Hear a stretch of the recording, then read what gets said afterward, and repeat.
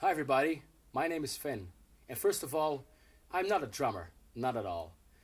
But I had the amazing opportunity of meeting up with Morgan Agren. He's a brilliant Swedish drummer. I first heard about him when he played on Fredrik Torendal's Special Defects album, and it just blew me away. And his own music, he has a project with Mats Öberg, a brilliant piano player, and Morgan himself, and the project is called Mats Morgan Music. Do check it out as well.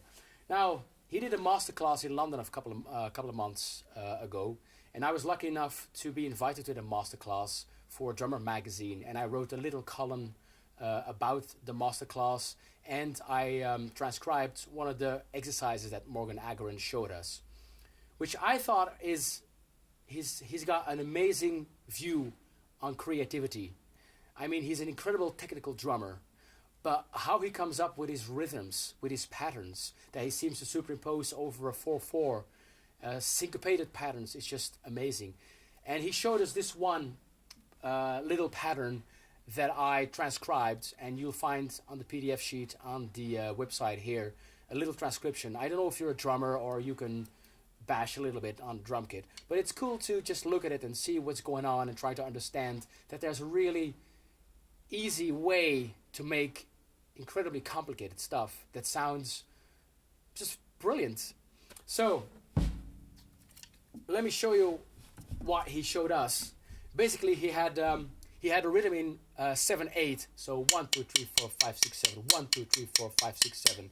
It was really easy. It was just snare, kick, and riot, and it went like this. So that's the pattern. So repeat it, it sounds like this.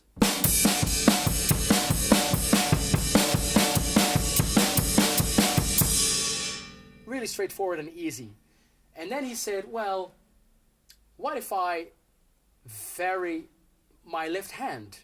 The accents that I put on my left hand, why don't I change them? So he said, I'm going to do 2 on the snare, 2 on the hi-hat. So it's just like, just alternate while keeping that rhythm going. And it sounds something like this.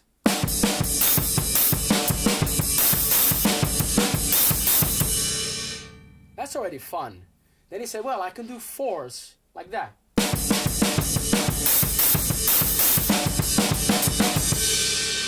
So that's pretty cool. That already changes it a little bit.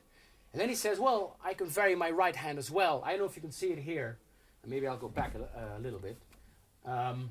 There's a China here as well. So he says, why not vary the right hand? Why not go alternating between the right and the hi-hat? So it sounds the right and the China. So it sounds something like this.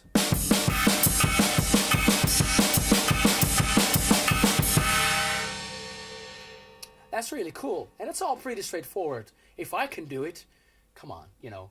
And then he says, now let's try put those things together. So a left hand variation with a right hand variation. And it sounds amazing. I'm going to have to put my sleeves up for this one.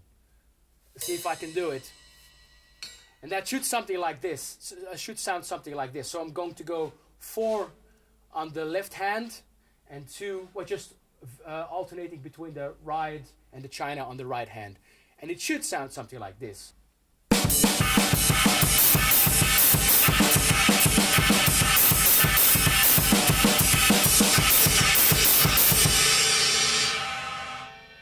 So it should sound something like that, approximately. You'll probably do a much better job than me. But try it out and be creative in your drumming, or when you tap on the guitar. Just think of little things like that. Vary your left hand, your right hand, get some other notes. It's all physical movement stuff. You're not really thinking, you know, chords or scales. Thinking like this, which I think is a really fun way of seeing rhythms. And no doubt you'll come up with some really cool stuff yourself. All right, that was fun. See you next time.